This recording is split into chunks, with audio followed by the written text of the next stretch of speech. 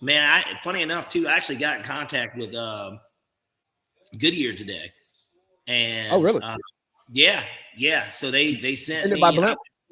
I spoke with somebody in corporate, and they essentially sent over what they needed me to fill out. They wanted to learn more about our company and how we could help service them. So I'm hoping, get another tire contract. I'd love to. We've never worked with Goodyear before. So like, and Goodyear and Michelin are probably the two biggest. Continental's up there too. Continental's they're huge. But yeah. That'll be a good year if you land that deal. Hell fucking yeah. Hey man, Parlay Pete, how are you doing? I felt like I just left you. You did, probably because we're both just now really getting over the weekend. So it feels like this is our first day back in reality, right? Yeah, this trip, the Vegas trip, homecoming, I think the locker room needs to have like a no shit trip. Dang it. Oh, we're first 15 seconds. We're good now. We need to plan a trip every year that's not homecoming. Where the locker room gets together. And for all of us who have someone to answer to, it's on the calendar. It's kind of expected.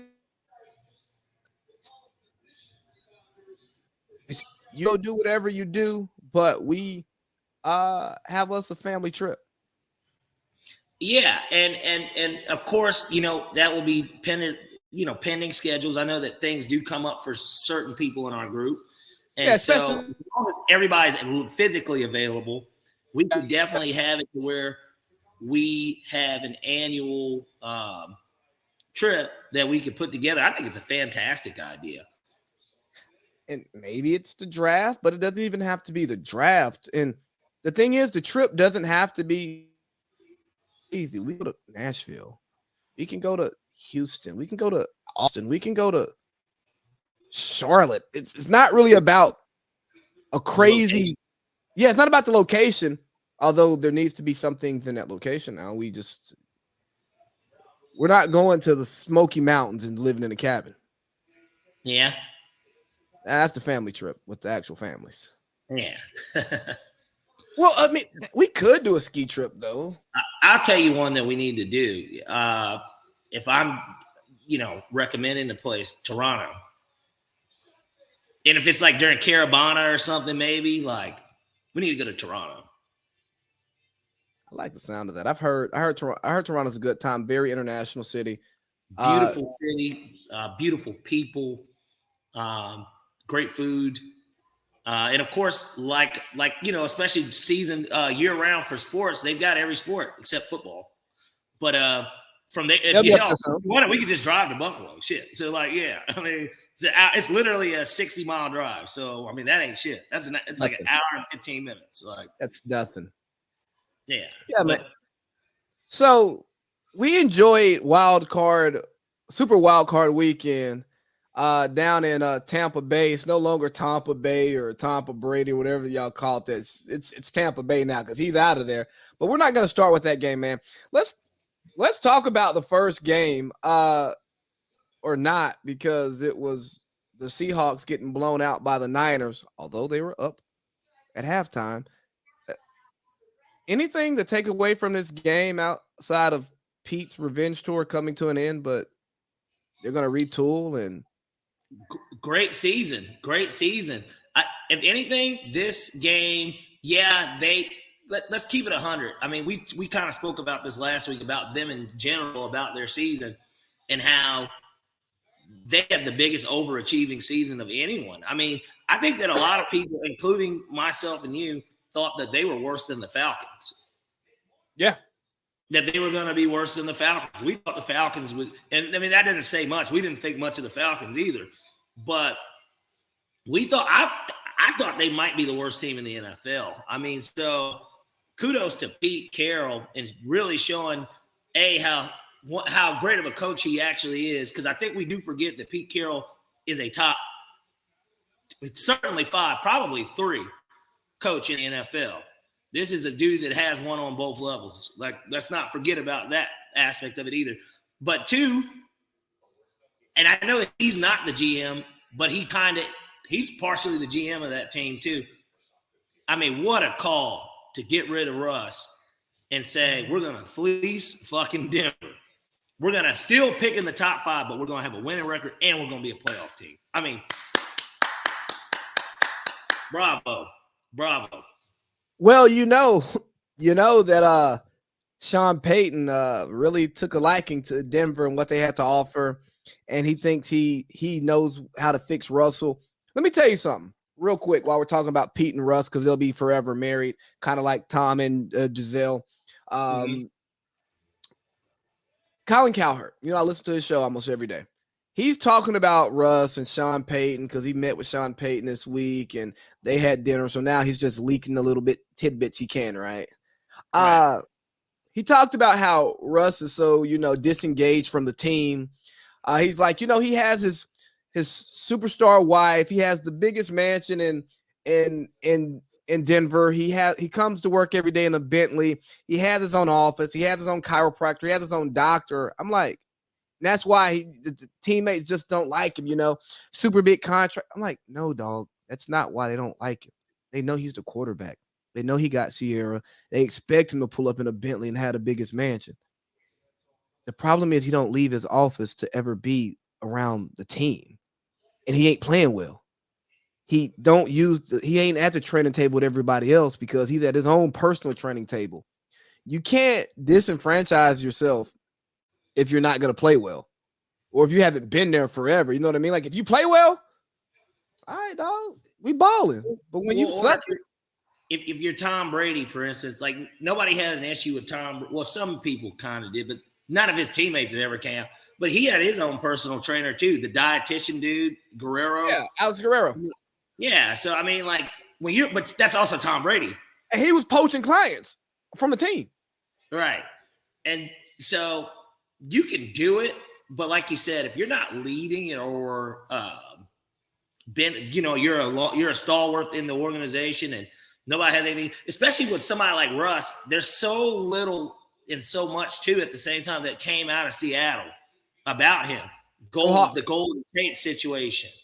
Obviously Richard Sherman and how he feels. And I don't know if that just is strictly because he threw an interception in the game. It's not like Russ called the play, right, but they still love Pete. And then there's the clashing of that. And I think that Pete Carroll is such a likable coach. And it's obvious even from the outside looking in, Pete's a fun dude. He's an energetic old man. Like, you know what I mean? He looks like I was about to say Vince Vaughn, Owen Wilson. You know what I mean? Pete Carroll looks like he could be what Owen Wilson's going to look like in fucking 30 years. Yeah. But there's those little clashes that happen within the organization. But of course, Russ also looks like such a perfect dude too. So it's like, okay, so which is it? And then because before last season he had never lost, it's like, he's still a winner. He was out there willing them because later on in his Seattle career, he was the one that was carrying them to win. Yeah, absolutely. It was the reason. But now you got to kind of see it all blow up. And so it's like, but part of it, like you and I would like to believe, coaching had something to do with that. Something. I don't think it was all Hackett, but it did have some. Hackett definitely had something to do with that. Absolutely. He's not head coach material, and that's just the real truth.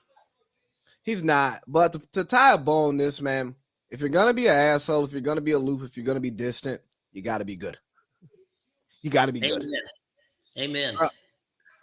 Speaking of an asshole, Brandon Staley, he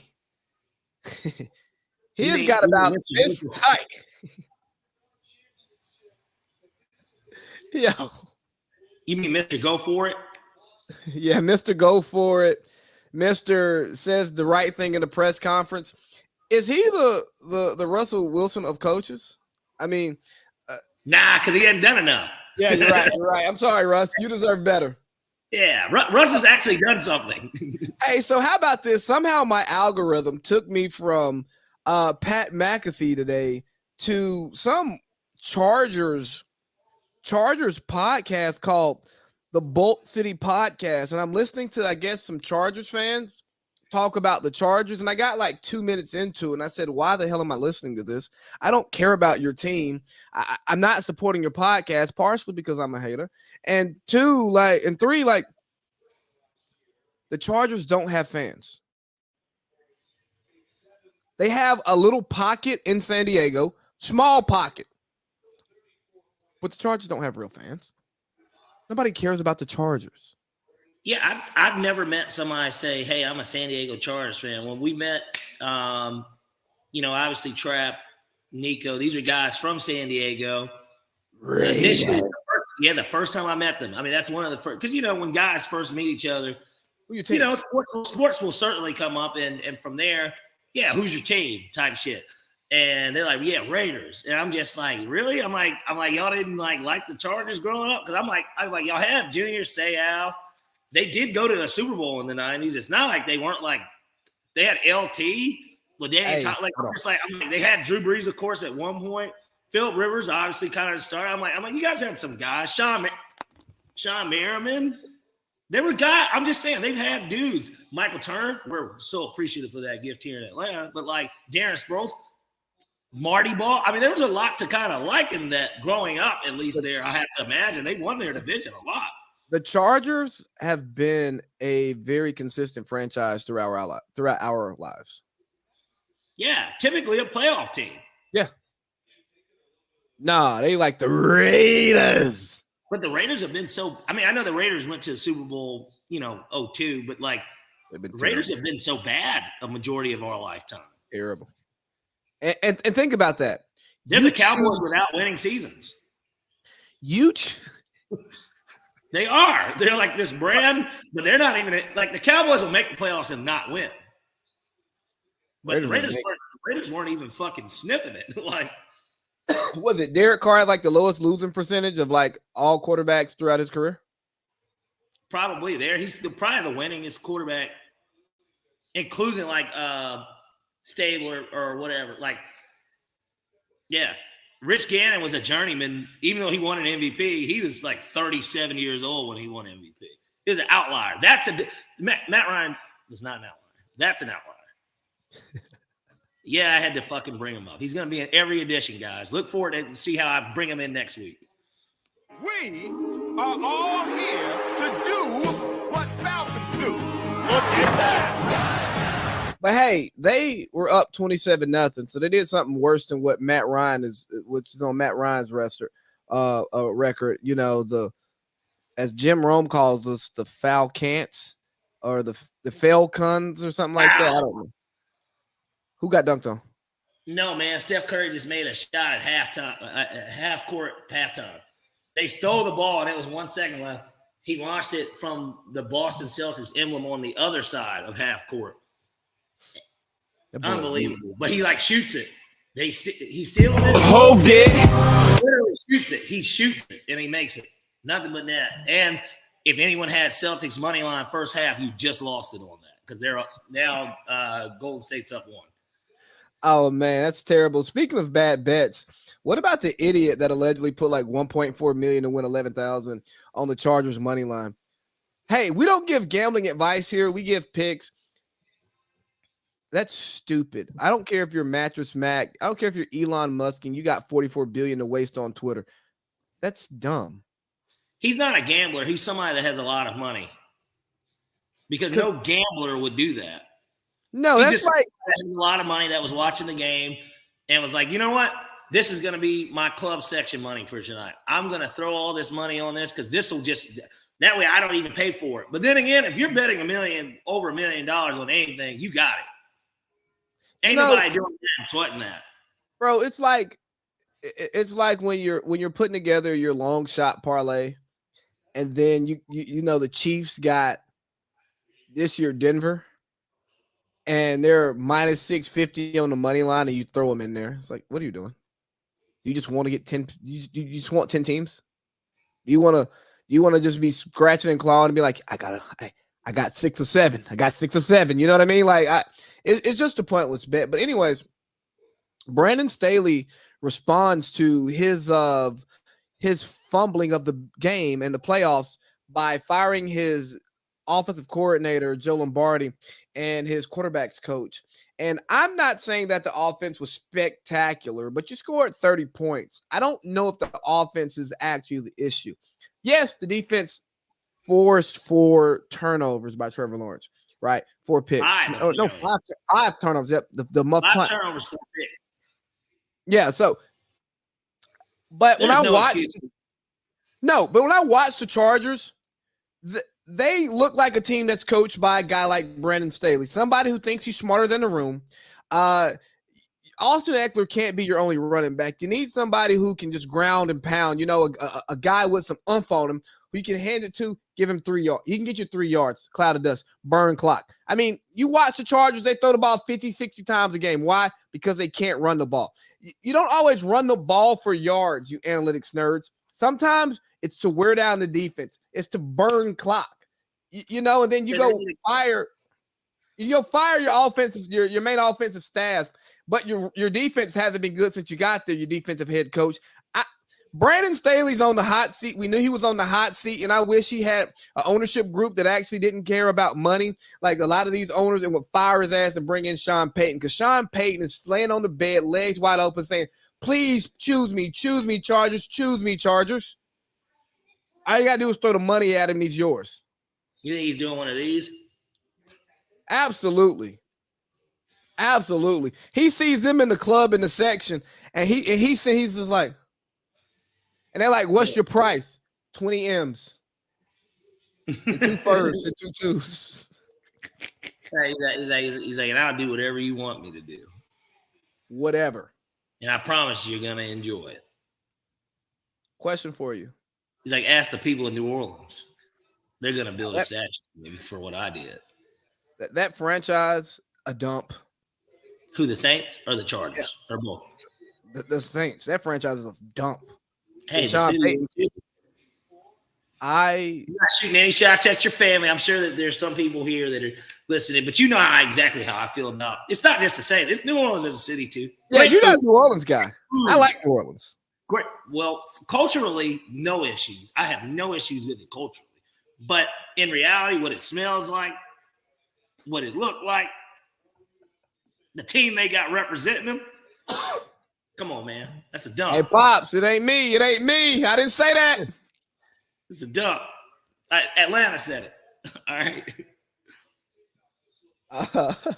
So I listened to another talking head this week talk about Trevor Lawrence having one of the most impressive games this past weekend because he threw 4 picks and came back and threw 4 touchdowns.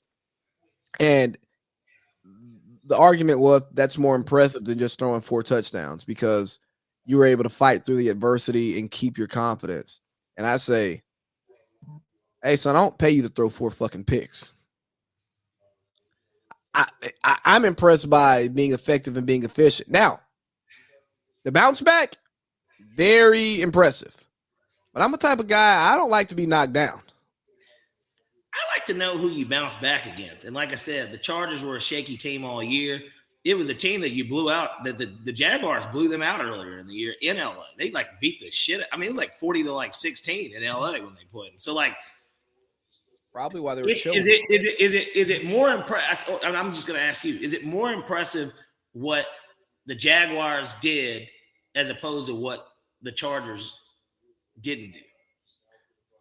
Who gets more of the blame for that? Do you think that the Jaguars won the game or that the Chargers lost the game? I think the Chargers lost the game because if Justin Herbert is him, the second coming of Patrick Mahomes is the best quarterback talent we have in the league, a top 3 guy.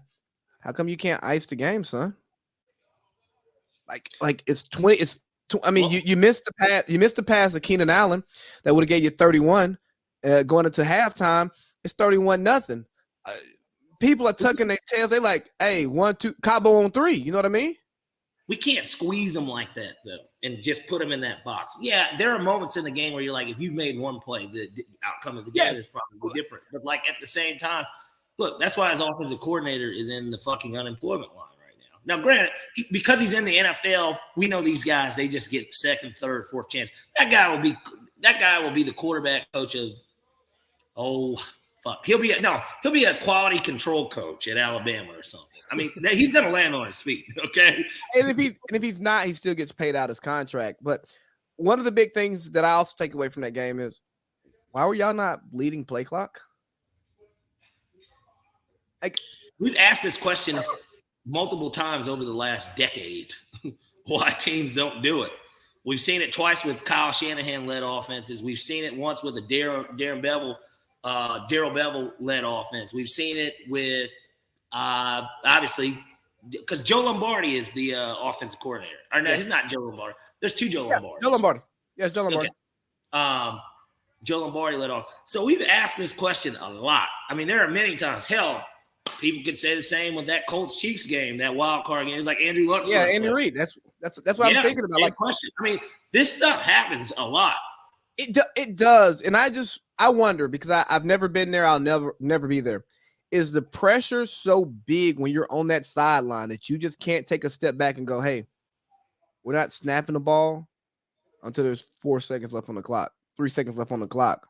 Every time. Now, I would literally be saying that. And I get it. There's a chance that maybe if the noise is deafening, which I can't imagine at the start of the second half that it was very loud. It wasn't as loud as it was to start the game. I mean, the Jaguars don't have fans. Exactly. And that's what makes it so pathetic on the Chargers end. We're talking about it's the Jaguars, bro. And look, the Jaguars, for what it's worth, hell, they done been to more AFC championships than the Chargers have since 1998. In the last 25 years, they've been to more AFC championships than them. And more than the Steelers in the last 10. Exactly. They've won more playoff games than the Steelers. One more playoff. I'm sorry. We have two. So, I mean, how big of a yeah, but, Drew Turner wants but we have to still throw him in next week, too, by the way. We do. Question. So, is Trevor Lawrence ascended as a top 5 quarterback? Because that's what sports but media that's what everybody wants to say. I think the AFC is going to be so compelling for the next 5 to 7 years. It is going to be such good ball, especially if somebody like a Bryce Young can turn around the Texans, assuming that's where he goes. The AFC is going to be in good hands with quarterbacks. There are so many quarterbacks everywhere. I mean, I think on the AFC side, it's way better. Because think about it, the NFC side is the more established, older guys, which 2 of them might be gone, which I know we'll get to both of them. But, like, the NFC, there is no – like, look at our quarterbacks in the division. Jared Goff is a top 5 quarterback in the NFC right now. He is. That's not a hot take at all. No, I know. That's not a hot take at all. Jalen Hurts. But look at the 4 that are remaining. Jalen Hurts, Daniel Jones – honestly, might need to get a little bit more credit. I know we're going to do this, but I told Justice this earlier, so it was funny in our pre-production meeting how you brought up Eli Manning. Daniel Jones, in a weird way, his arm, obviously his legs are kind of what makes him a little valuable, but his arm and just kind of the way he looks out there, so he really does remind me of Eli Manning, honestly. As a passer, he actually reminds me of Eli Manning.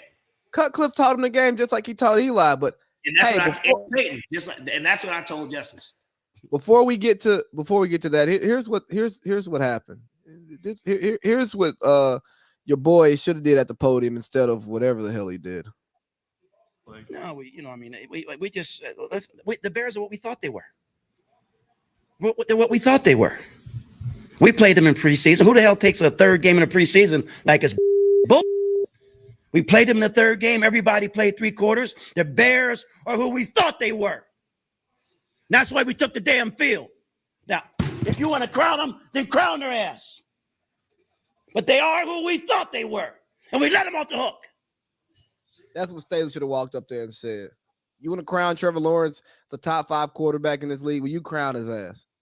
But the Jags are who we thought they were, and we let them off the hook. And we played them. I think that funny enough, I think it was the third preseason, not third preseason. I think it was the third regular season game that they actually played each other. It was very early in the season. It was. Like, it's bullshit. It is. Hey, do you got anything on this Bills-Dolphins game other than turnovers and Bills? If they don't get it together, and I know we're going to get to my picks later, Bills don't get it together, they're going to lose. And so that's just my opinion. Skylar Thompson has no fucking – and the shout outs to the Dolphins defense for playing. Why did they fire their defensive coordinator? The defense scored like 2 touchdowns for them. Somebody's got to go. Well, they're not bringing back B-Flow. What was Vic Fangio? I mean, who's going to come down there? Nobody. Nobody good. But I'll say this much. For the Dolphins to be on their third-string quarterback, a 7th-round pick himself, similar to, the 49ers game that we talked about earlier with Brock Purdy, who, by the way, did look fantastic. We didn't even talk about it, but he looked fantastic. Purdy woman walking down the street. Trey Lance is done. Take your ass to Tennessee there, buddy. Or bring him here to compete with Ritter if we're not going to get into the Lamar Sweet 6. We'll get to Falcons first. But because that was something I did want to bring up. But nothing to say except for if the Bills play like they did last week, there won't be a AFC Championship game here in Atlanta. And we don't need that. I know. We really want it. I want it bad. I don't care anymore because I ain't going to be able to come. I do. I fucking care. Well, yeah. I put my name. So, you could put your name in the – what it was because I had to ask my rep. You can put your name in the raffle is what it is. So, I did 2 different raffles, my business email and my regular email. My rep called me today, and I didn't answer. They're probably trying to give you some free gear. They called me too. How about you do like the other great teams in this league and mail us something really nice at the beginning of the year? Like the gifts that the Raiders season ticket holders got, amazing. Now you're begging me. Tough. Like now you're begging me for it to take my free gear now. Like, come on, man. Well, they want you to get online and choose it and all this other. It's like craziness, but they. I've got my reps done something really nice for me. I forgot. I complained about something. I don't even remember what it was, but they sent me a helmet. Like an actual game worn. It was somebody in preseason. It doesn't matter. Probably didn't make the team, but like I still got it. It was a real NFL helmet. That's dope. I appreciated it. Yeah. So yeah, off of this game, quickly, Giants Vikings. We knew it. It. I don't know why people tried to get off of it just because the money went there. The Vikings had a negative point differential. They were an overrated football team that won a lot of close games. And Kirk Cousins did what Kirk Cousins did, 4th and 8, and let's throw it 3 yards short of the sticks to unathletic tight end and TJ Hawkinson instead of throwing it to Jay Jettas, who grabbed the triple team one-hander. You know what this does, Parlay Pete, for me? You know what it tells me? I'm convinced that when white quarterbacks, find a white skill player, they take a different liking to them. Because Cooper Kupp, good receiver. Then him and Matthew Stafford get together. They're hanging out all the time. Great receiver. You know what I mean? You saw Jimmy G, George Kittle, and CMC together at the Warriors game courtside, and you're going to throw it to your guy. You're going to throw it to your friend. So I think when these white quarterbacks, and I'm not calling them racist or anything, because we hang out with people we identify with. But when they get them a pretty good serviceable white skill guy in the group, it goes, oh yeah, man, that's my guy. Yeah. So if my guy gives me an inch, I believe he can take that mile. Well, more importantly, I'm going to toss it that mile. And then if he doesn't get it that time, all right, well, then we'll take another inch. And we'll keep doing it. We'll inch our way to that mile because I'm going to pepper him with balls. And that's what she said.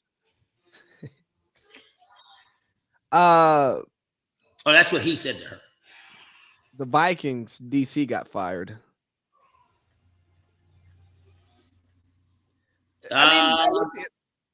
Sure. Why not? Is this what the NFL is turning into? You make it to the playoffs, you get put out first round, so we got to heads got to roll. There's so much money at stake. You got to think about it. I know that they said that that cap is going to go up, like not this upcoming year, but next season. I think is like when it's supposed to like boom and go even bigger. And because they don't have much of a choice thanks to fucking Jimmy Haslam. But They don't. Shit. If Lamar Jackson, which I know we're going to get to him, we got one more playoff game, right? Or no, it's two more. Well, hell, we might as well transition into that game. We can talk Lamar Jackson because we're getting ready to go to Baltimore Bengals, and the Bengals were saved by a fumble. A bad fumble. Saw that was bad quarterback. Wild. That was fucking wild that we're sitting there. We saw at the restaurant? We were. We saw it right at the restaurant. We were right there by the fire pit, and that play happened. And we kicked the Ravens fans out of there. Well, that guy that even though nobody got into it, that guy that wanted to whoop the Steelers friend's ass, he just removed himself from the situation, I guess. He knows even when though his woman gets really a situation, which was what made it weird. He knows when his woman gets too much to drink, she's going to talk too much, and then he's going to have to do something he doesn't want to do. That's what the writing. Nobody wants to see somebody talking to my wife like this. Right? Yeah. Like I told y'all, like I tell my wife, hey.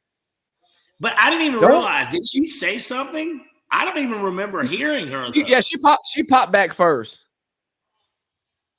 When you said like the Ravens suck, who your team? Like she said something slick, and then he jumped in, as a good man should do, and then removed them from that situation. Honestly, he was very responsible. He did the right thing. I would have done the same thing if me and my wife were there. And but he kept saying, okay, he's like, who do you here with? You here with them? He's like, well, then stay over there with them. That's what I'm like. Hey, at the same time, and I get it, Jude's like a certain way. Because even I had said something at halftime before they had left about the Falcons, and I was just like, I asked him like the simple question. So what do y'all think, is going to happen with that? And I was like, I'm hoping that he's our next quarterback. I said, it doesn't appear that y'all are going to pay him. We'll see. But, and they were responsive. Like, they didn't tell me to, like, stay over there. No, that's cool. Their biggest rival, too. So, like, I get it. Yeah, they were cool with me, too. We know what it was. And I was like, yeah, we're going to have to pay this tab in the morning because we hopping in the Uber. We out of here. Right. I'll be back.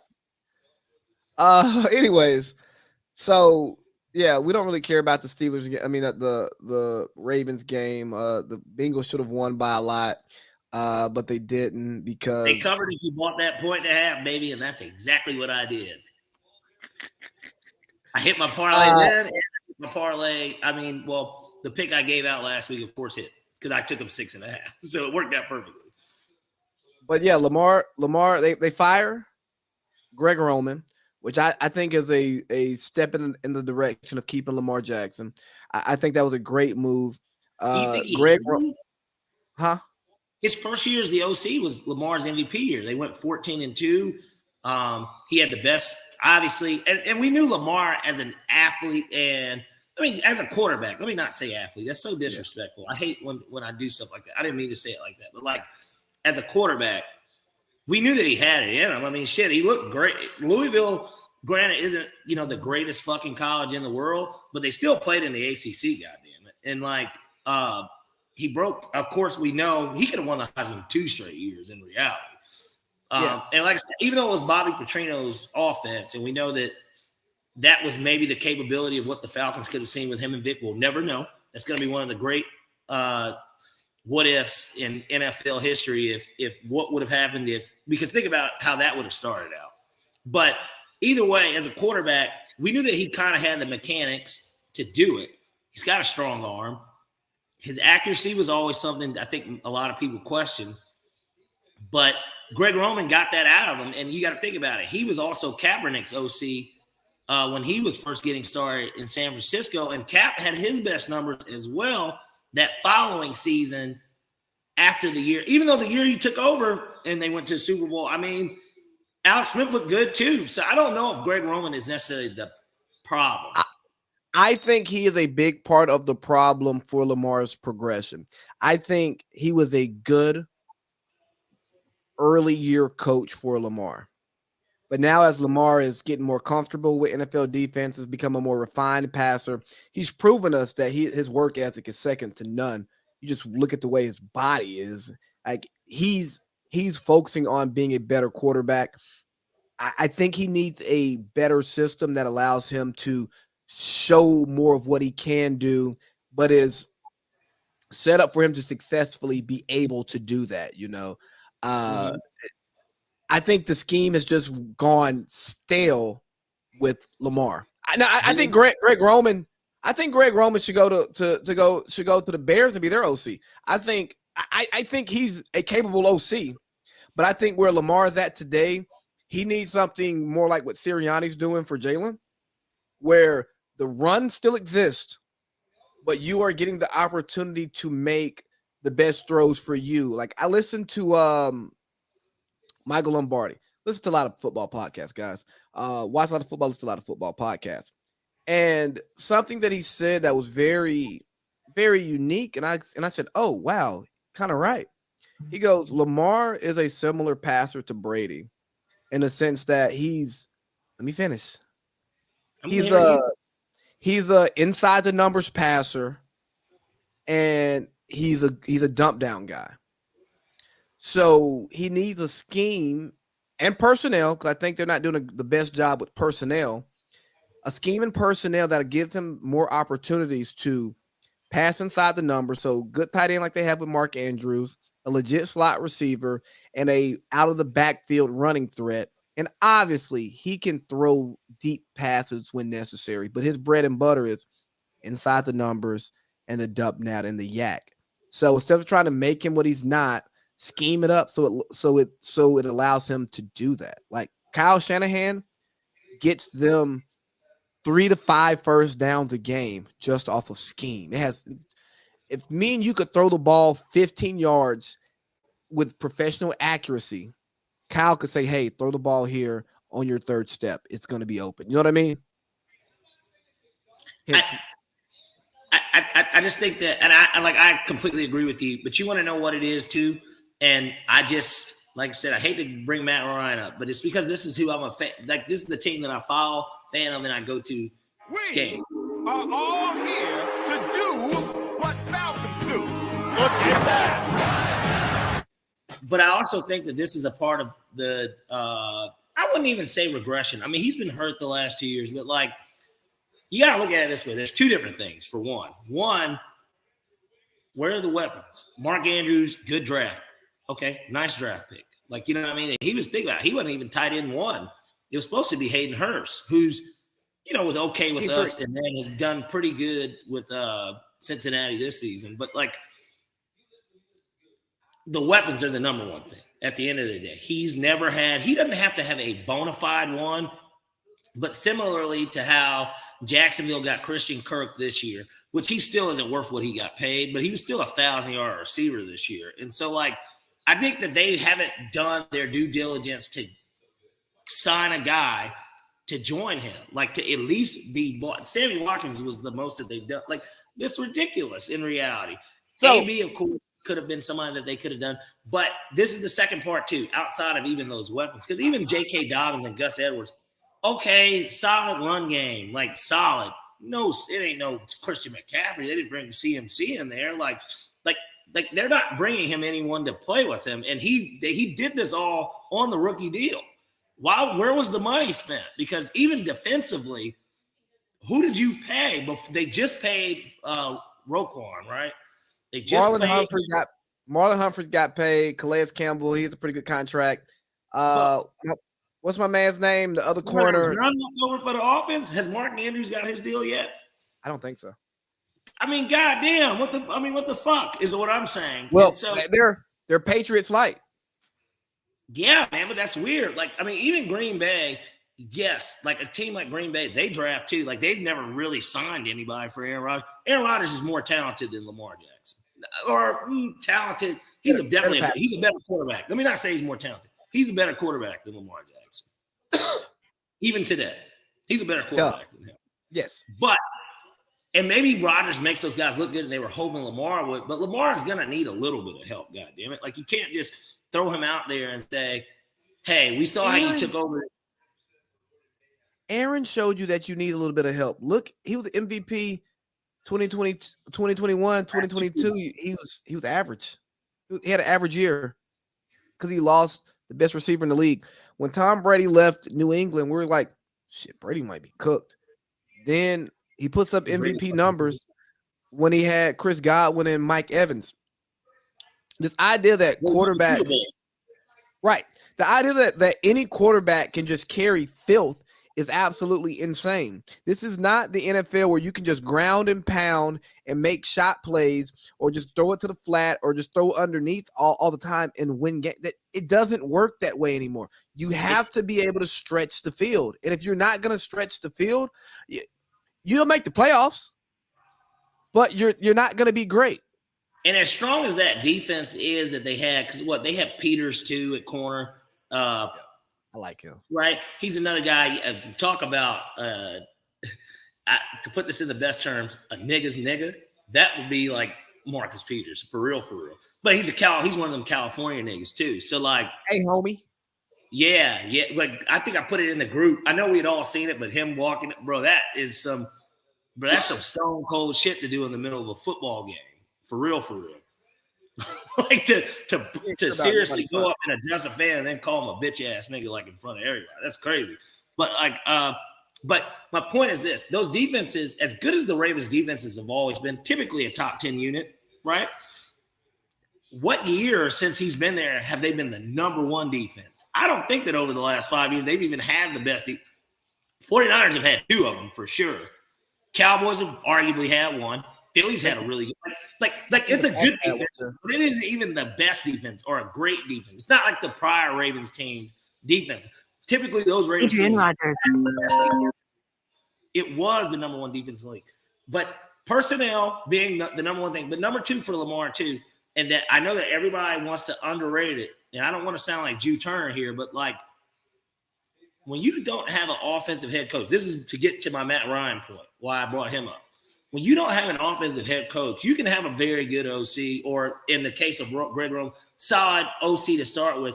You need still that coach, man, that head coach to be typically like kind of an offensive guy. John is a special teams guy. Jim, with Greg Roman and Kaepernick, Jim Harbaugh was a quarterback. You know, and I get that that's the connection, and that's how Roman gets hired, right? Because it's his brother. Yeah, they were cycle coordinators. But John comes under Andy Reid, who's an offensive guy. But he's not an offensive guy. John Harbaugh probably is very good at in-game decisions. Like, very much so. Like, I don't know. I know they went for two, like, twice, and, like, it just, like, really blew up in their face. Or they went for it on like fourth once or some shit. I don't know. But before these occurrences is all I'm saying. He likes the chart. He likes to look at the chart. He's a special teams guy though. Like that's his background. Like, and here's maybe he needs an offensive head coach, I guess is what I'm trying to say.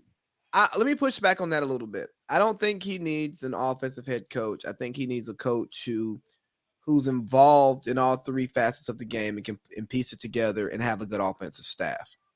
So the easy way is offensive head coach, but we see a lot of offensive head coaches who don't know how to run a team, who don't know how to utilize the offense, the defense, to the special teams. And that's where I think John needs to probably network better with offensive coaches. You know what I mean? Because I think John does a great job of tying his offense to his defense to his special teams. Like, hey, we're going to go for it from here because if we don't get it, I trust that my defense can make a stop and then we can get 2 first downs and Justin Tucker can boot a 55-yarder. All three facets of the game play the same brand of football. So he does a good job of definitely tying it together and the team having one identity. Like the team has one identity. Smash mouth football, right? He's like, one of two coaches who does it. He's one of two coaches who does it. Maybe three. Maybe we could throw Tomlin in there. He does a really good job of making his team cool. Nobody does it better than Belichick. Well, yeah. Well, but Bill's losing his fastball a little. And he better hope that Cliff's ass gets back from Thailand. Because I think Cliff can be an OC. I don't know if Matt needs to be the guy, but he needs it. This man hired his special teams coordinator and his defensive former special teams and former defensive coordinator to run his offense this year. And I question that at the end of the day. I don't care if Bill Belichick's the greatest coach. You look like you're getting senile at this point. Like, you know what I mean? Because what the fuck? No, seriously. Hey, what would you think if DQ hired a defensive coordinator and a special teams coordinator to run his offense when he was here? Or Arthur Smith even now? Like he asked Rod to run the offense instead of just be a receivers coach and then assistant head coach, I'd go crazy. You would be like, fire him. But of course, in his situation, he will never get fired. They say he had a closed door meeting with the owner. He's not getting so fired. Did every other head coach. So did every other head coach. I'll tell you what, it wouldn't come out that he got fired. He would retire. Or if, like Brady, he wants to just leave, there is like jobs that he would be able to take. If he said, I only want to coach 3 more years, who wouldn't fire Arthur Smith? Fire Arthur Smith today. Exactly. Nobody is like, and then Arthur Blank, you give him as much money as he wants. 30. Give him as much money as he wants. Hey, while we're there let's get to this last playoff game in Cowboys and Brady being cooked. I know the bad transition, but for everybody talking about Brady. Yeah, fair. I didn't just bring it together like it didn't roll off the tongue perfectly, but I didn't run off the tongue like, when Greeny said Martin Luther King Day, I just couldn't make it roll off the tongue so smoothly like he did when he came back and said King. But no, we tied our shoes, and then you had the loop a little too big, and then it like latched over. That's all that happened, but we still tied the shoe. Fair enough. That was good. So Brady, I want to talk about Brady for a hot second. Okay. Brady's lost his fastball. Brady missed open receivers. Brady was afraid to get hit. Brady was looking for penalties. Brady was pointing everybody else. And yes, Tom Brady still has arm strength. Yes, Tom Brady still has instinct. Yes, Brady can still play 7-on-7 better than probably anybody in this nation right now. But when you're getting chased and people are in your face and you're not going to step up, you can't win the race, Tom. Sorry. So if you're going to take Tom, understand that he comes with a lot of drama. He may take 10 days off during training camp. He may try to get everyone to sign up for a Ponzi scheme and some terrible crypto. And now he's getting coaches fired. So he may get your head coach and your OC fired because he doesn't like them. And it's not really because of necessarily just because of them. Because let me talk about this Brady PR train that's going on right now. His OC got fired. Got it. Team under the offense did not produce like it should have this year. But when you lose your whole O-line and your quarterback can't get chemistry with his receivers because you decide to sign Julio Jones, who's going to play 4 games, and he was signed to be wide receiver 4. Well, yeah, you got because Gage was going to be wide receiver 3. They paid him like one. Yeah, God, he's trying to be like Julio Jones in a wide receiver 4 position. Honestly, is perfect. They paid him way too much money, but they needed him to be wide receiver 2 on certain days, and that was the problem. Like they just had no. They like what you could. I'm sorry to cut you off, but like you could argue in this game. I mean, shit, he caught a 50-yard touchdown pass, best throw that Brady made all game. Well, he made another one to Mike Evans that Mike Evans did not lay out to get, if you remember. When they got the ball back, I think down like 17. If he catches that, you start talking about it's a 10-point game, and then my asshole doesn't get tight because I had but I certainly start to think, okay, I think I've seen this before, like type shit. Yeah, you start having PTSD. You start remembering the stuff that you can remember saying the times that you've seen this happen. But unlike the Bears, the Cardinals, the Buccaneers are who we thought they were, and Dallas closed the casket. Brady right off into the sunset, man. One more year. One more year.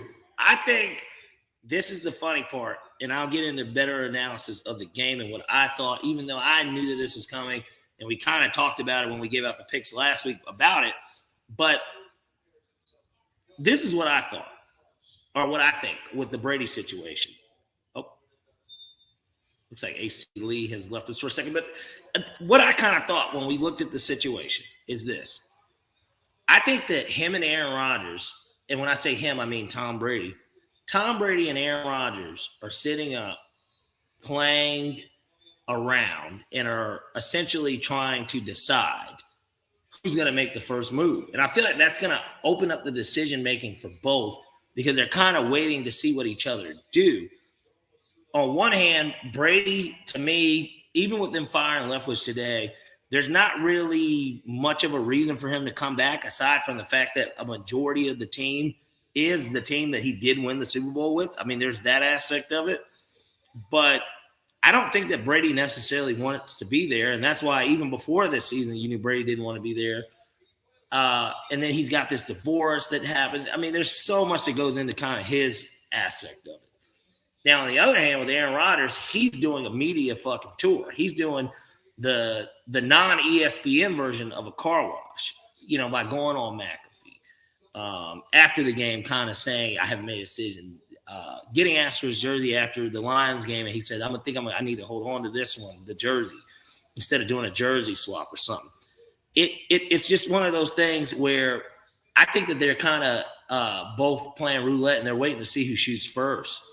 But I don't know. I think that ultimately they're both going to make decisions based off of each other. I also don't think that they both want to, or at least on Aaron Rodgers, and he doesn't want to be in the same Hall of Fame class as Brady, because Hall of Fame weekend for Brady is going to be about Brady. As great as Aaron Rodgers is, because I think eye test wise, I don't know how you feel, but eye test wise for me, I would argue it's only because he doesn't have the success of them, but I would argue really Aaron Rodgers is the best quarterback I've seen play. Only because I've seen him do things. Him and Peyton Manning, to me, eye test, were better than Brady. So I get it. We all agree that Brady's the best. We agree because he's got the stats. He has everything to prove it.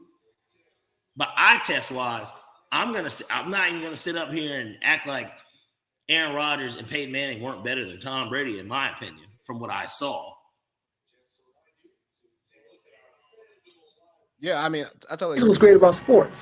This is what the greatest thing about sports is. You play to win the game. Hello? You play to win the game. That's why Brady's the GOAT, because you play to win the game. And watching Aaron Rodgers play football, I would much rather watch Aaron Rodgers play football than Tom Brady. This is not a knock on Tom Brady, but he did play with the greatest head coach of all time. And speaking of which, Mike McCarthy, underrated coach, man. He wins games. If you look at it, if you stack him up against all the coaches in the league to include Sean Payton, he's right there. He's so bad in the playoffs, and that's like his bro. That's what's holding up against him, because it's not like he's a guy that, man, the Packers were being one and done a lot of times in the playoffs. Yeah, they had the magical run as the 6th seed. The schedule kind of, I'm not trying to be funny, it fell their way. They faced an inexperienced Falcons team in reality. Yeah. They beat the Eagles. It was Mike Vick and Andy Reid. They beat them. So they, tough fought game. They blow us out. And then who do they play in the NFC Championship that year? It wasn't the Cardinals. Who did they play? They played the Bears. They played Jay Cutler. And Jay Cutler got hurt. He did get hurt. So that kind of fell their advantage. But it was still the Bears of all teams. It was still the Bears. It was still Jay Cutler. Mark Trestman was the coach too, right? Was it Trestman or was it Lovey? It wasn't Lovey. Not that year. It was Trestman. I think it was Trestman. See, 2010 Bears coach. A guy that has not coached in the league. Well, I think he was an OC, but No, it was Lovey. really, Yeah, it was still Lovey. wow. Lovey could coach back in the day. Lovey gets a lot of disrespect, man. I don't know why I thought it was Tressman. Tressman got like the Matt Forte. I mean, he got like the whole squad. Like he had the all. That's why they hired him. They thought he was an offensive guy. But like, Thank Canada, son. oh man. Well, I thought you were about. I know it's CFL, but I thought you said Matt Canada. But well, that's another story for Mr. Turner to have to deal with. I love it that they're retaining him, by the way. But Yeah. talk about a growth, like fucking stunting somebody's growth. I love it. Hey, so we're just talking about Aaron Rodgers, right? And I would like to play a game of Eli Orr. Okay. And it came off of good old Cowherd talking about Eli Manning and his standing, and he would take Eli Manning's career over Aaron Rodgers because it's about winning in the NFL. So first one, Eli or Aaron? Aaron. He's still a Super Bowl champion. He has one less.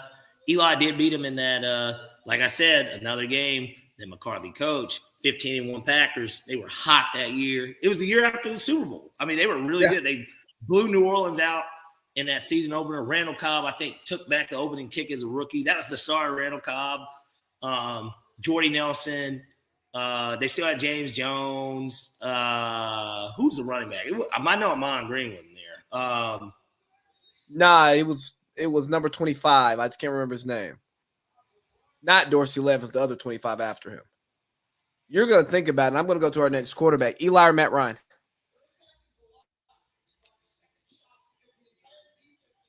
Matt Ryan. And that's not bias either. That's why I had to think about it for a little bit. Matt Ryan. Okay. Eli or Dan Marino? Marino. The Matt Ryan Eli thing is a lot closer than people think it is, but I think that Marino's a better Matt Ryan. Eli or Phillip Rivers? Eli. Same draft class too. Give me Eli. I don't think Phillip Rivers is Matt Ryan or Dan Marino. Eli or Mike Vick? Eli. Eli or Drew Brees?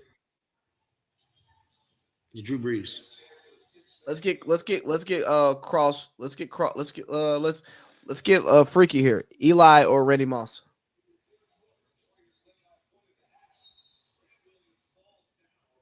Randy Moss. Eli or Chris Anyone Carter? that you have to dispute, like you don't have to dispute that Randy Moss. Randy Moss is a Hall of Famer. So like we don't have to dispute it. Eli or Chris Carter? Eli or Chris Carter? Yeah, I see, but Carter's in the Hall of Fame. It's so hard to do a cross. I got another one for you. Last one. Eli or Jim Kelly? Eli. As much as Jim Kelly did do, that would be like you asking me Eli or Donovan McNabb, low key. I tell you what, I'll ask you, Eli or Donovan McNabb. Eli. What your mama know? Hold on, I'm gonna give you two more. I want to do two quarterbacks. That sounded gay. That sounded not like me. How about that? There we go. There's nothing wrong with sounding gay. Well, we accept all types around here. Yeah. Just I didn't want anyone to be offended, like as if that's a negative thing. It just sounds right. Yeah, no. It just sounded gay. Like, hey, we had a conversation over the weekend, and we know for a fact that our group, we're not homophobic at all. It's a lot of testosterone, though, especially at that dinner table. Yeah. Boy, great idea with the roast too. By the way, I think I didn't get the cue. Jew should have went first because after Jew, I think everybody would have. I know what roasts are like, but I'm like, at first I'm thinking, but you're supposed to roast everybody while talking about him, and I think that's why. But I started, so like it was hard. I'm like, I should have told y'all about this man. My bad. I should have told y'all about it so you could like prepare a little something. Yeah, it would have definitely helped. We'll do it again. Hey, we'll do it again. Wedding weekend. Yes, that'll be even better, honestly. Well, I mean, but we'll probably have the +1s with us, so we'll have to put the filters on a little bit. Certainly, certain things will not be talked about. But hold on. All right, so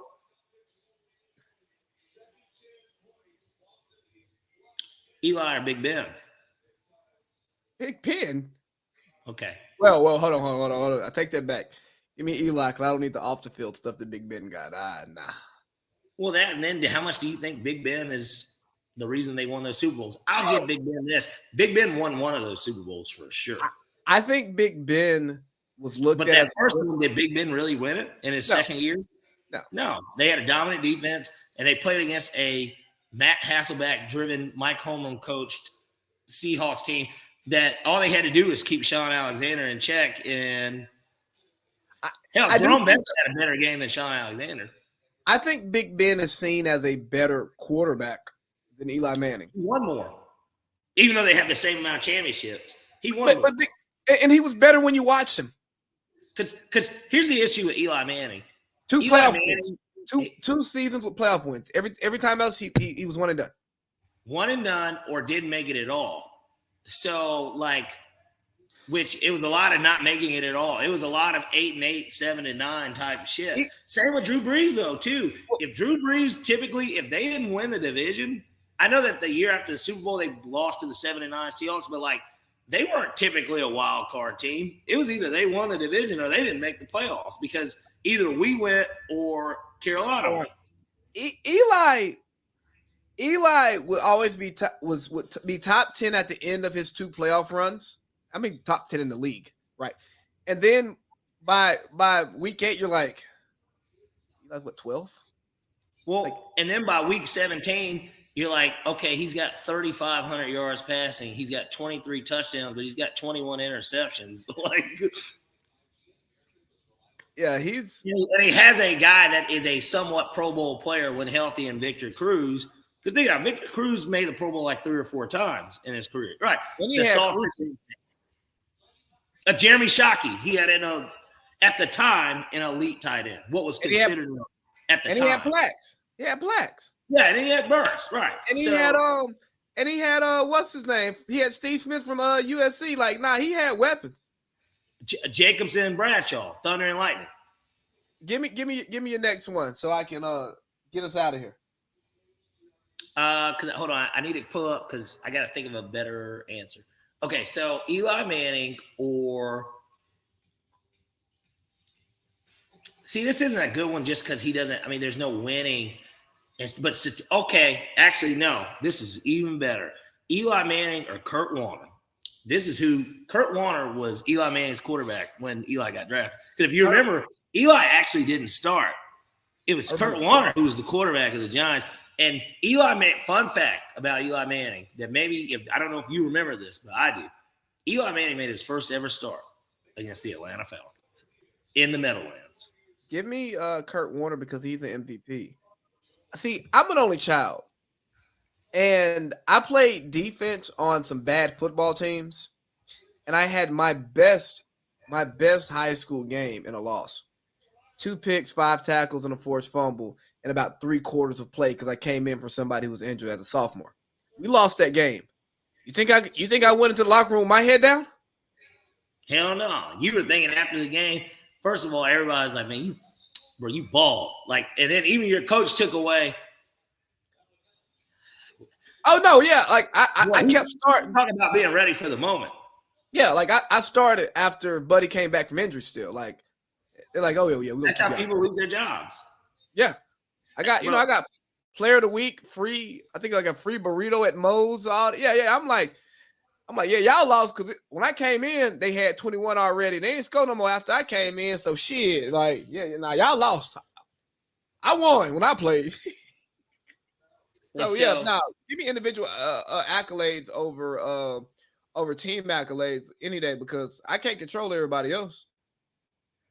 Right. A team, there takes so much ingredients to make something come out great. Like a Thanksgiving dinner. If everybody has a duty to make something for the dinner, if everybody's like, man, this mac and cheese is fucking smacking, but then the turkey they're like, oh man, this is dry.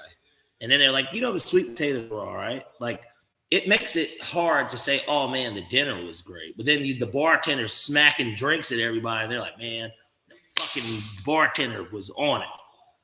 That doesn't mean that he might save the day. That might be the quarterback getting that fourth quarter comeback, that overrated stat, right? Or if you made the macaroni and cheese, because, a lot of these dinners are potlucks with certain meals, you make macaroni and cheese, you go, oh, well, dinner was not the best. My macaroni and cheese was smacking. I did my job. But, hey, we're on timeline today, so let's hit this Hawks piece real quick, and then we'll close out with the pick so I can keep you on time. Let's get it done. So you brought it to my attention over the weekend about these articles that came out with pretty much the Hawks owner is letting his son, 27-year-old, who has no basketball experience, probably knows as much as we do about the NBA. Like he only knows more about the happenings of the NBA because he can go in any meeting and nobody's going to say anything because he can get fired, starting to pretty much run the team. Travis Schlenk, who I would argue was one of the top third GMs in the league, so in the top 10 of GMs, gets a promotion to president of basketball operations. And I go, that's weird. But I'm like, if he still has his hands and stuff, okay, cool. And they promote, what's his name? Landry Fields, right? Because they promoted him, I think, before the season started. Right. Landry Fields was going to be the GM, but that Schlenk was still going to be the president of basketball operations or whatever. But basically, he removed that title, and Landry Fields became the GM.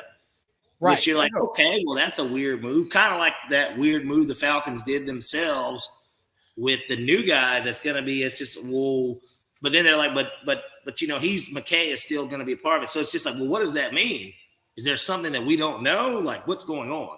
But it's the same thing with the Hawks. You're confused. Okay.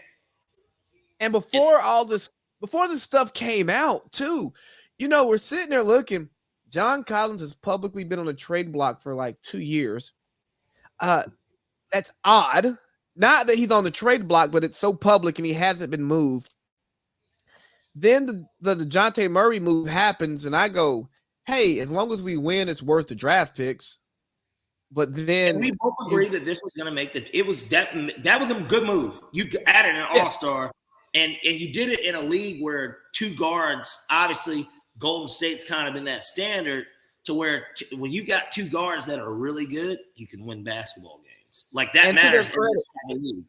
And watching them last year with DeJounte actually running the show in crunch time, much better team. Trey, playoff ball more. Please, playoff ball more. But so we see the move, and then it comes out. Schlenk was like, yo, I wouldn't give up that much for him. Like, I hear you, but we don't have to give up that much. Son's like, I think we should give up that much, Dad. I want that guy. I like DeJounte. And it happens. Then Schlenk becomes an advisor, which lets you know that he's fired and they don't want to fire him. And bro, I read the Athletic article where Sam Amick talked to like everybody, and some of the stuff that like was said on the record, like John Collins, like, yeah, man, I'm doing what I can. You hear the outside noise, but I try to keep the outside noise outside and inside.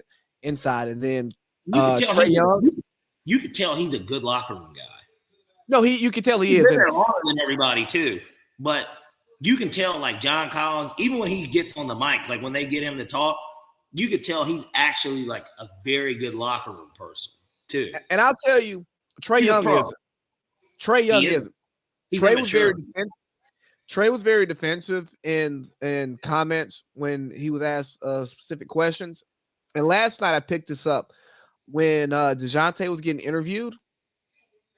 Trae just kind of like said something from behind, like, hey, you know what I'm saying? It's like,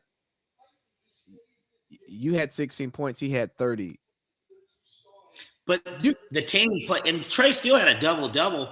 The team plays so much better when the offense can be ran through Trae still. But in reality,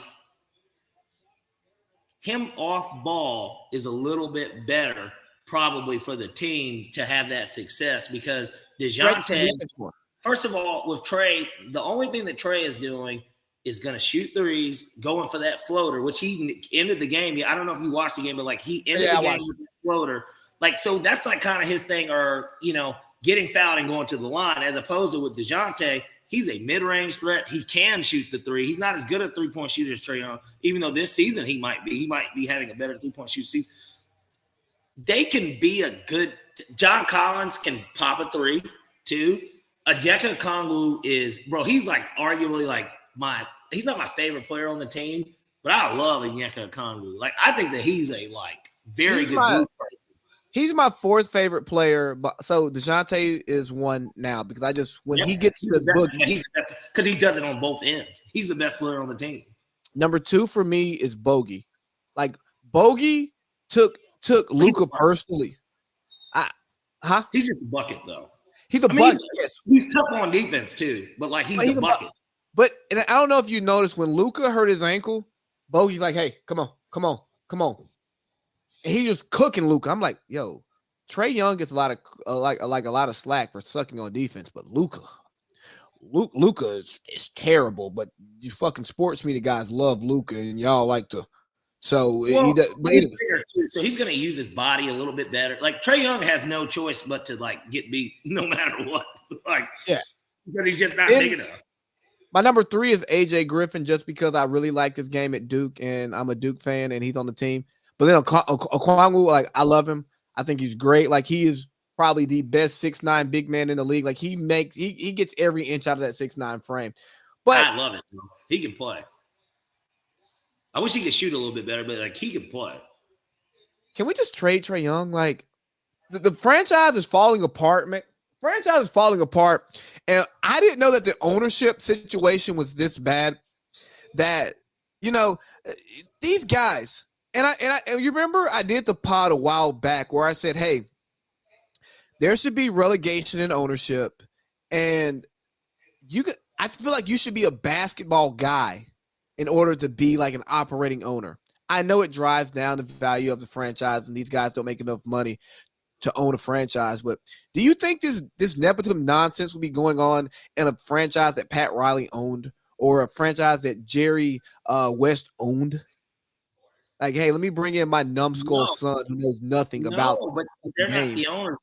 But then you have to look at basketball ran franchises, and I know we've only got one to kind of look at, and then a prior team where he was in control. But Michael Jordan is the only he's the only basketball guy owner. Mark Cuban's a passionate owner, right? That is really into his team, similar to Jerry Jones in a weird way. So weird how they both in Dallas, but nonetheless, and maybe that's why Mark Cuban, when he bought the team, he knew he needed to be as hands-on as he is, because Mark Cuban is a fan, low key.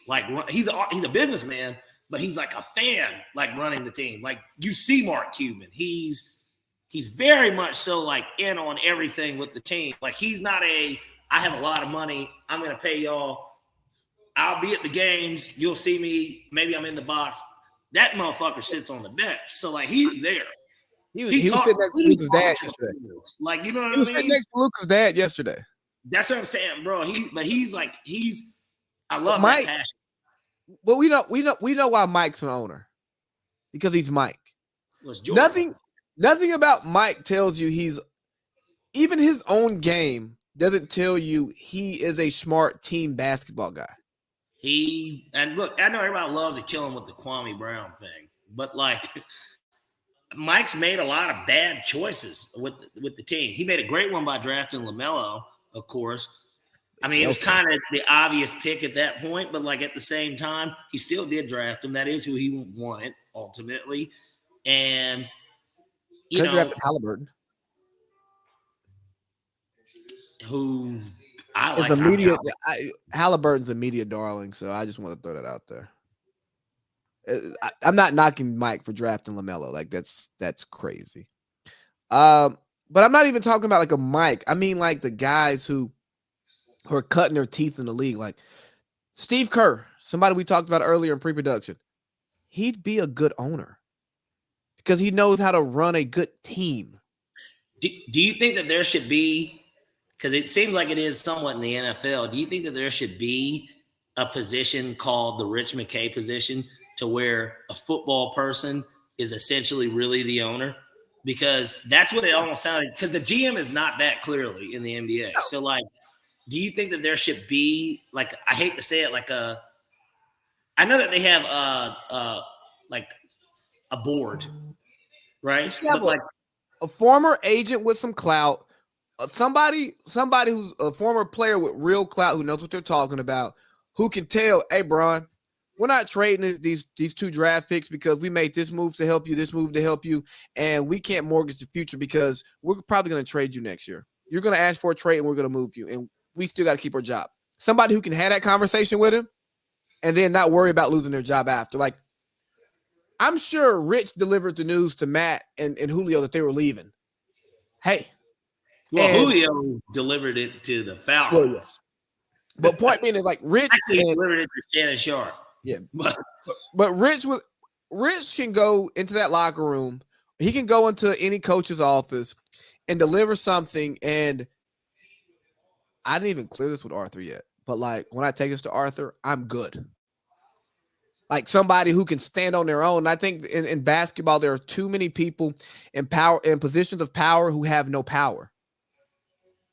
They're I hate to almost say it, they're like stick figures, right? Like even when you look at, like, even the Hawks, just like I think last week, they made Kyle Korver is now the assistant GM. Yeah, so if Landry Fields, in reality, that doesn't mean anything. It is almost like they're just adding another move to say, hey, now we've got basketball people in charge, when in reality, it's the owner's dollars, so the owner gets to determine really what goes down at the end of the day. But it's just like a look like, hey, Hawks fans, you guys remember Kyle Korver, right? You know, he's got a good legacy here. He's played in the league 17 years, something like that, 16 years, one of the best shooters in the league. Played against some of the guys that are on the team. Like he's a basketball player, like, that everybody knows. Because, like, Landry, not everybody necessarily remembers. His career wasn't that long anyways. But, like, not everybody – I remember when he was with the Houston Rockets, but, like only because I played him on the NBA squad. He's like my age. He's like 34. Yeah. Or I'm 31. Yeah, because his career wasn't long. He played with the Knicks, and I can believe it was the Rockets. Yeah. Those were the 2 teams. But he was, like, in the league for, like, 6 or 7 years. So he wasn't I'm not saying he's not capable. It's like, hey, man, like, we should probably get some smarter people in the room, some people who have done it before multiple times, because what gets lost in this, you can have the young guy with all of the innovation and all the great ideas, but if Daryl Morey doesn't respect him, you're not getting a trade. If Danny Ainge don't respect you, you're getting fleeced twice, and you're going to wake up butt naked in the Motel 6, and you thought you were staying in the Four Seasons. Think of a lot of the guys that we've even talked about. You start talking about outside of Morey. You said Kerr. You said Ainge. We didn't say this one, but James Jones. What do these type of dudes have in common that these basketball people, they've actually, not only they've been a part of championship cultures, but they've played with him before. They played with the hymns of the NBA. Larry Bird, LeBron James, Michael Jordan. Like, these dudes have played with Chris Bosh. Come on now. They've played with the dudes. And, like, they've been integral parts of championship organizations. And so I think and I think that's what it is, and where Michael doesn't fit is, right, these guys know what right looks like, and it's not because of them. They, like, I heard someone talk about how Steve Kerr knows what it's like to be the 10th man on the bench, and in a random game, hey, man, go get in, because he knows he might need you in 2 weeks when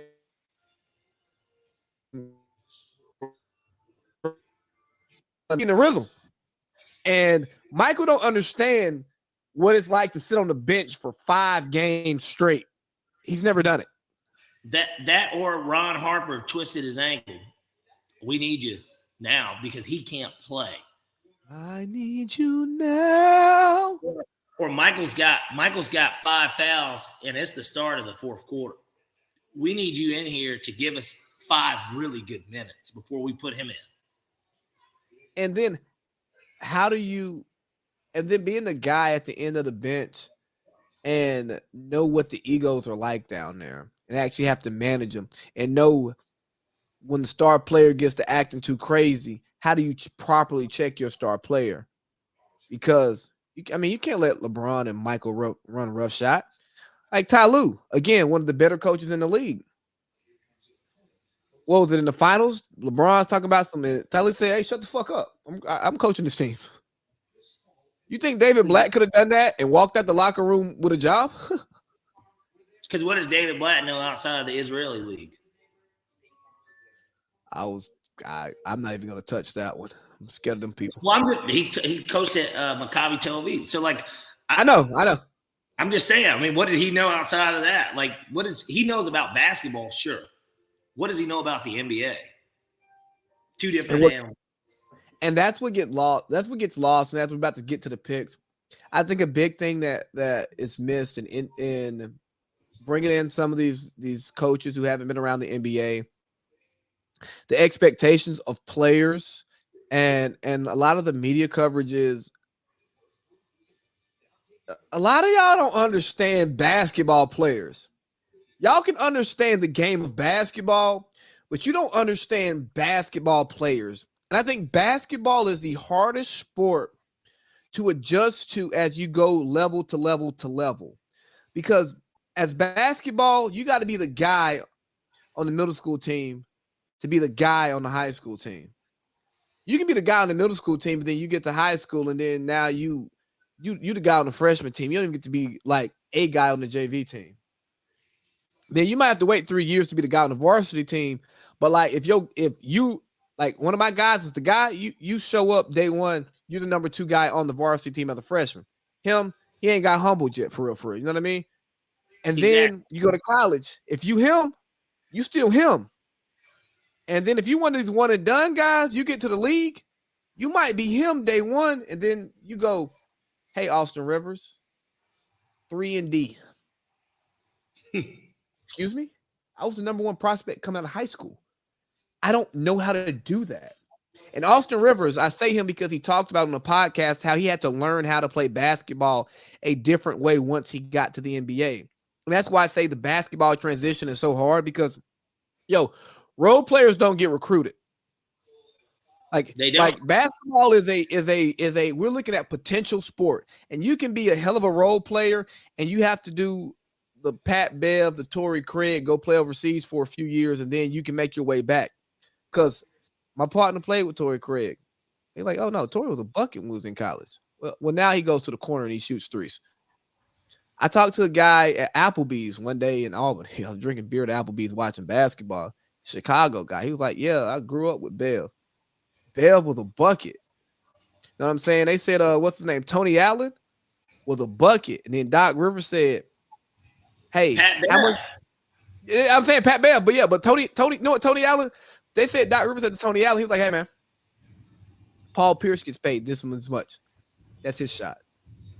If you want to stay on this team, you let him take that shot. You don't take that shot. He said, oh. Well, more importantly, motherfucker, you better get back and get Kobe's ass, okay? Because that's what we need from you.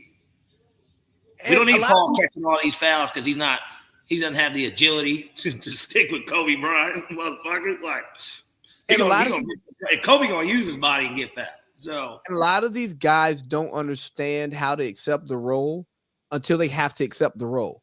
Like there's no winning process to being a role player. So, hey, the basketball transition is hard because, hey, there are some guys who would make great NBA role players because they've been a role player their entire life and they're 6'5", 6'6", and they don't want to score, and they'll be better for your locker room, which is why the international teams, the international players give us a run for our money now in the Olympics and in FIBA because they have teams actually playing that role. Like American basketball players, let me go ahead and tell you what. Brad Beal, even if he on the Olympic team with Braun, KD, Russ, Steph, Magic Johnson, if they say, hey, Brad, we need you to go out there play defense and take charges. Man, nigga, what? He gonna be like, hold on. I didn't realize that this said Kyle Lowry. I'm in the wrong place. My bad. I thought it said Bradley Beal. Hey, you know what, man? My hamstring a little tender. I'm that shit too. Yeah, but that shit's real in the league. and that's the thing about the American basketball player is, hey, it's Draymond hard. Green just drained a 3 on somebody, but Who? Draymond Green. Draymond Green. Hey, which not to He's the get best away, role player of all time. not to get away from it too. Obviously, Draymond. I think was it Taylor Rooks? He sat down with Taylor Rooks and they talked about Trae Young too, and he brought up a very good point too about Trae's such an ego-driven. It appears is an ego-driven dude. Yeah, and like that's and like you said, kind of just trade him because that feels like it feels like he is like a big part of like all the bad that's kind of going on, and he's such a good talent, and like he's good, but it's fucked up too because not the Falcons, the Hawks look like they kind of lost the trade. Cam Reddish isn't on the team, and Luka's a perennial All NBA first team guy every year. He's going to be an All NBA first team, like perennial. I know, but Trae will be lucky to maybe be third team and also be an All-Star every year. Like that's Trae's lot in life. He'll be a Hawks. He continues what he's doing. He'll be a Hall of Famer. He'll be the Hawks' greatest player. Like, golly, I watched that game last night, and I don't want to watch Luka Doncic play basketball. He doesn't excite me. He's a fatter, slower James Harden who cries more, and I don't want to watch Luka. I don't like it. It's a bad TV product. At least Trae's a good TV product. Look at me talking myself back into us winning the trade.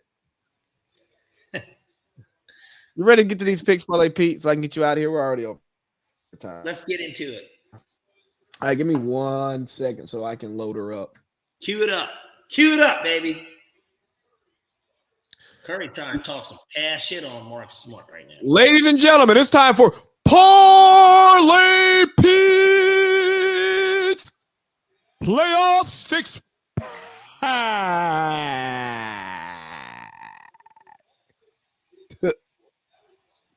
If you've seen Blue Streak, you'll get that one. I'll have to see it. Nonetheless, Hold on, you ever seen Blue Streak? Blue Street? Yeah, Martin Lawrence, Dave Chappelle. I know what movie you're talking about. It's like a police movie, right? Yeah. I've never seen it, though. I know what you're talking about. Never seen it. But nonetheless, let's get into this six-pack. And then let's give the good people and listeners of the AC Lee and Parlay Pete podcast a friendly reminder. For one, we went 5-1 the past 2 weeks of the NFL. Oh, yeah. And if I'm not mistaken, you went 3-0 on your – I know you did last week. You went 3-0 last week for sure on your Lee's 3. I think you went 3-0, though. Did you not go 3-0 that last – or did you take the Packers too? I know I took the Packers. I went 2-1. So you were 2-1. Yeah. So 5-1, 10-2. 10-2, our yeah. last 2 weeks. So we are cooking with grease. If you want to count bonus picks, Georgia -12. But nonetheless, let's get into it. So we're going to start off with the first game, and I'll give about 10 seconds of analysis just for both, just because we didn't actually get to talk about the preview for this week. Jaguars, Chiefs. Jaguars, obviously, hell of a game. Great comeback. They are at least 2 years ahead of schedule in terms of where they should be playoff-wise, but it's going to show because they're going to get to go against the team that everybody is chasing for the most part and has been chasing since Patrick Mahomes got there. Give me the Chiefs -8.5 on the spread. I think Arrowhead is going to be rocking. It's going to be a little bit colder than it was in Duval this past weekend. And the Chiefs are not – the Chiefs are literally the anti-Chargers. So we're going to go -8.5, which we're going to double dip in this game for the six-pack purposes. We're going to Hold on, quick question. You said under 53? Under 53 as well in that game. Can I ask you a question, though? Yes. Do you think first overall pick, year 2, goes back to KC, make something happen? Isn't that a great storyline? No, it's not going to happen. It's not going to happen. It's not going to happen. I tell you what, I don't want to make a Shaq type bet when he said he would eat frog, but let's see. I thought you were gonna talk about what he said to Glorilla. I don't even want to know what he said to Glorilla, bro, because she says enough to where somebody will say something to her, and so we're gonna stick with that. So Chiefs minus 8.5, and then we're gonna take the under 53. I just don't see the Jags getting the points. Okay. Next game, Saturday night game. Hey, miracle at the Meadowlands, except for this time we're at Lincoln Financial. Give me the Giants plus 7.5. I really do like them to cover the spread. I think this game is going to be a lot closer than everyone thinks. I would not be surprised at all if Daniel Jones can play as well as he did last week if they won this game. But we're going to take the points. I don't think that Jalen Hurts, I know they took him off the injury report. I don't think he's 100% healthy. And so I'm worried about Lane Johnson more than Jalen Hurts. If Lane Johnson isn't out there, if you don't worry about him, then you do have to worry about Jalen Hurts. So exactly. Like if Lane Johnson's not there, and hey, Josh Holsey, your first reference, all pot. Your team played a shit schedule. And maybe the third time's the charm. maybe. And that's another note. It's really hard to beat a team 3 times in one season. It's tough. It's tough. And plus, hey, the Giants already prepared for the Vikings, a team that they lost 2-2 in the regular season. And then they ended up winning by 7. So, and they're used to cold weather too. So let's, that the weather's not going to be an issue if that even is a factor. But give me the Giants plus 7.5. Hey, hold on before you go, because we didn't talk about the games.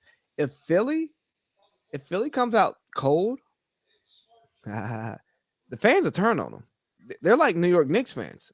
They'll turn on you if you play like shit early on.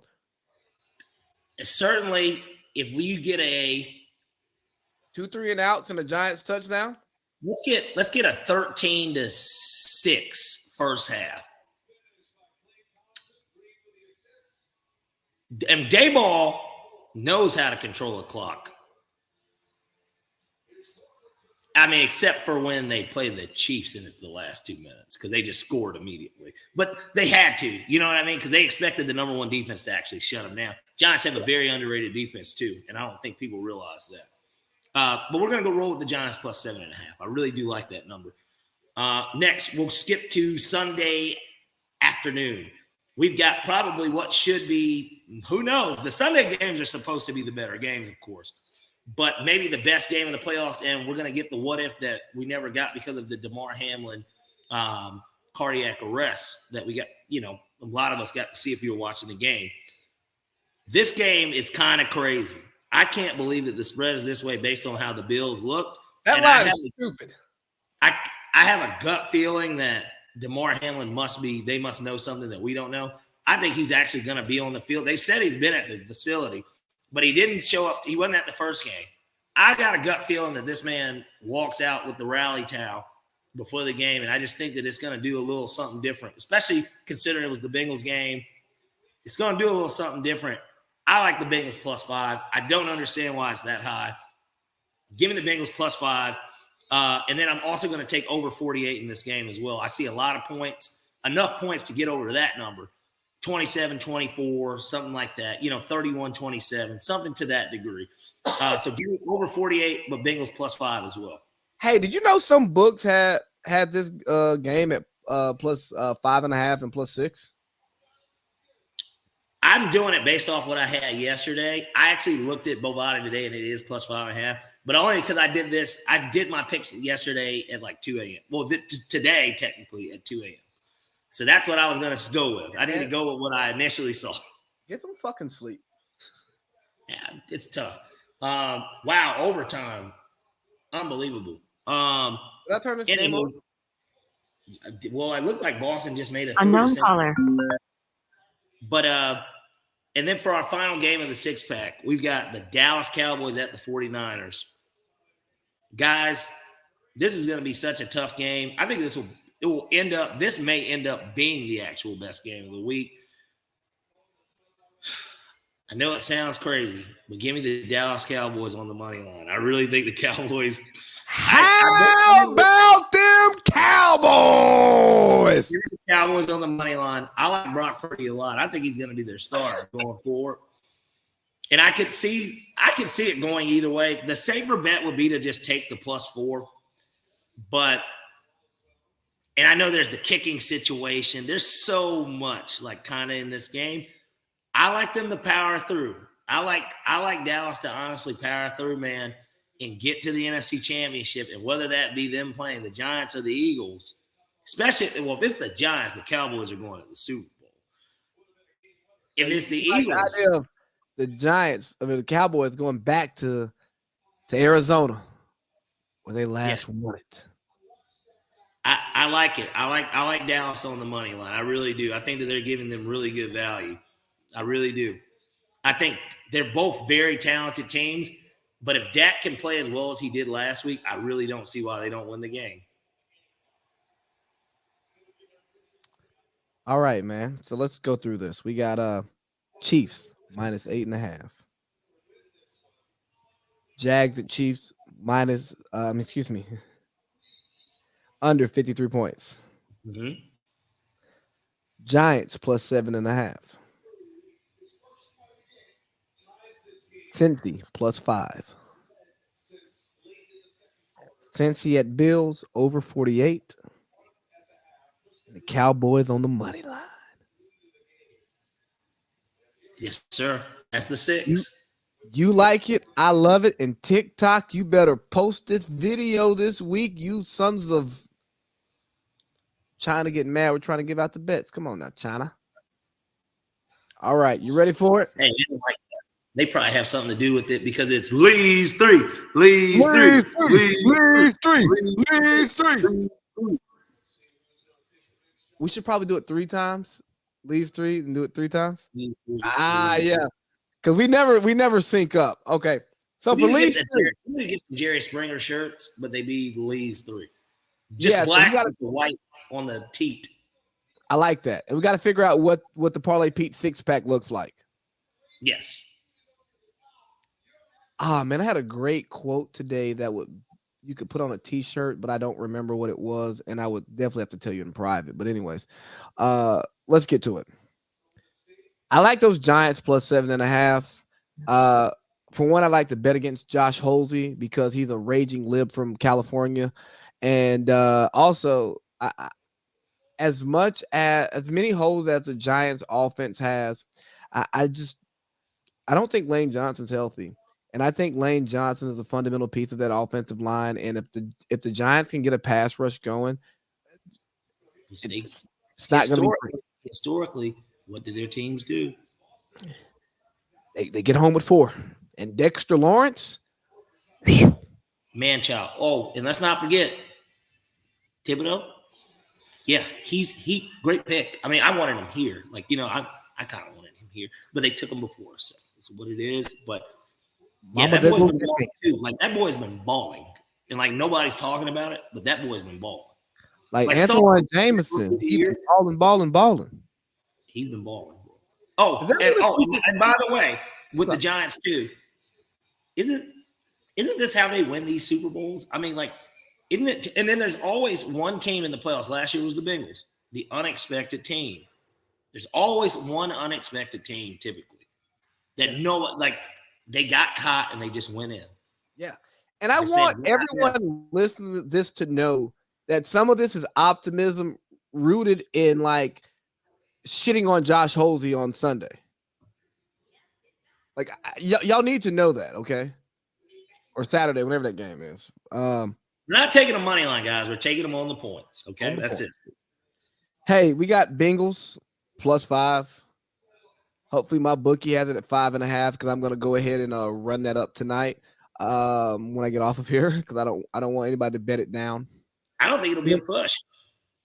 And then lastly, 5.5 is 5, except if it's 5, it'll be a push. I don't think it'll be a 5-point game. It's going to be a 3 or 4-point game regardless. I would agree with you. Lastly, I'm going to do something different on Leagues 3 this week. Something I've never done before. I'm not going to take a 6-pack bet for my final bet. Okay. It's the playoffs. It's getting slim. And my balls aren't big enough to go Cowboys on the money line. But I'll take them plus 4. There you go. That's the safer bet. I mean, it's the safer bet. I want to be on the wild side with this one, though. I want to do it. I want to be right. And I'm not mad at you. And a quick thing about this game, hey, NFL, stop letting money rule the league because I think it's total bullshit that the 49ers get to play Saturday afternoon and then the Cowboys got to play Monday night and then they got to play each other on Sunday. That's bullshit. That rest discrepancy is disgusting. If we're talking about 2 days. 2 whole days. They were at home on a Saturday afternoon game. Dallas is on the road on a Monday night game. Like that's not okay. And if you listen to Jerry Jones's comments, Mike McCarthy's comments, especially Mike McCarthy, he's like, well, TV companies run the league, it's pretty much it's all about the Benjamins, baby. And it is what it is, but man, that's not it, dog. Like that's an extreme competitive disadvantage just because we want to sell some fucking ads and get more eyes on the TV, man. Like, is it about entertainment or is it about the game? Herm Edwards told us earlier, you play to win the game. But apparently you guys just play the game to make the money. I don't know. But hey, Parlay Pete, great talking to you. And I'm looking forward to us doing another 3-hour next week so we can hit our less impressive topics. Less impressive topics, along with, of course, we got to get a little bit more in depth with basketball because football is really winding down, man. It's so crazy. Like this year's went by so quick. Like the football season. Right. Real quick before we sign off, you remember that post about the 300, the kids having to do the 300 push-ups with no break? Yeah. So I said I wasn't going to address this on here because I did get into some comments with someone. I saw a young lady post saying that as an athlete, the football player, this should be expected and you shouldn't be weirded out by this. And I go, I've played football. And I've never had to do 300 push-ups with no water break. I've never had to do 300 push-ups ever in my life. And then I reached out to a friend of mine who's a college football coach. I said, y'all ever do any crazy shit like this? Or am I? He's like, no, what's the point? Like, people can't do 300 push-ups. Like, there's no muscle memory built for that. And I just want to say, hey, everybody shouldn't talk about sports. Everyone has the opportunity to speak. The freedom, the First Amendment gives you an opportunity to speak, but the First Amendment also gives me the opportunity to call you stupid. And maybe you're not a stupid person, but on the topic in which you're speaking, you're stupid, or maybe you're ignorant, or maybe you're dumb. But nonetheless, someone should tell you to shut up. And I'm going to be one of those people to tell you to shut up. If you don't do your research, you just have an opinion like most of us do because we have assholes, you should not be an asshole and you should just shut up. Just shut up. That's all I got, Parlay P. I just want to tell these assholes to shut up because, Hey, I think that's some advice a lot of people that speak on things and do things that they don't really know about should do. Yeah, bro. Take it to the group text before you take it to the timeline. Let the group text kill your take, talk their shit, and then you go, you know what? I can edit this a little bit. Even if you still feel that way, I can make this sound a little bit better than just spewing nonsense. Exactly. You can some sense is better than nonsense. That's a t-shirt. Some sense is better than nonsense. Go ahead and put that down. All right, Parlay Pete, man. It's good talking to you. We'll do this again next week. All right, brother. We'll speak. All right, dog. All right.